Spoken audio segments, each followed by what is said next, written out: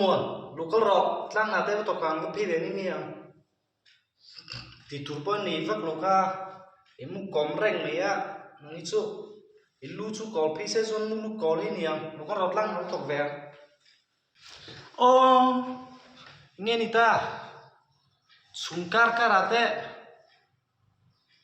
mi te lu ti hareng le it's my life kalau thok ri luang voin chu ka kwa su to mo he kan nom som vak lo kan mu le phot nge ka kwa su to mo min va thosan thri mi ro tlang na chu chen pa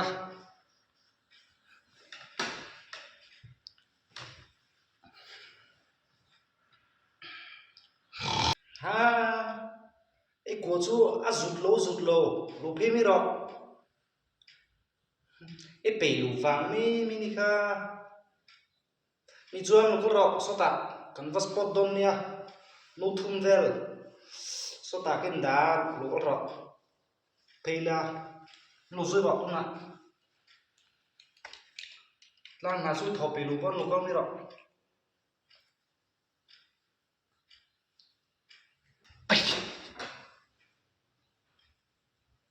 tak tak mo chen ba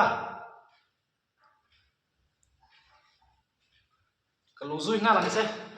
nghe một cái con sụp cái leo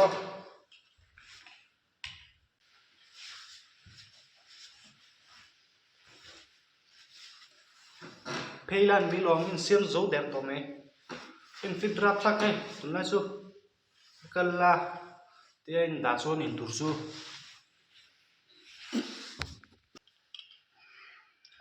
mà sẽ tiếng không ít tua ni ka la mà sẽ khát ka man ka pe a khát ka man ka pe to lo a khát man chui thum ve ngai ngai à cái mà đi rin cái thọ thiêng rồi à để đây chỗ na chỗ tiệt tỷ lệ mắc anh bao nhiêu xe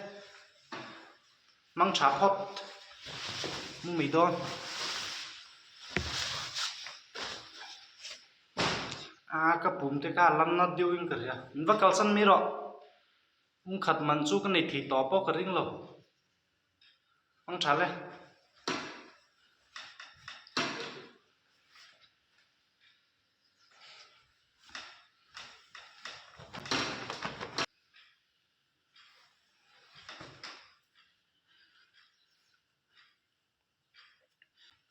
giặc rọ ít giặc em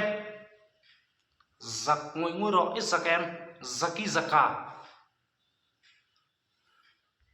mi chỗ nào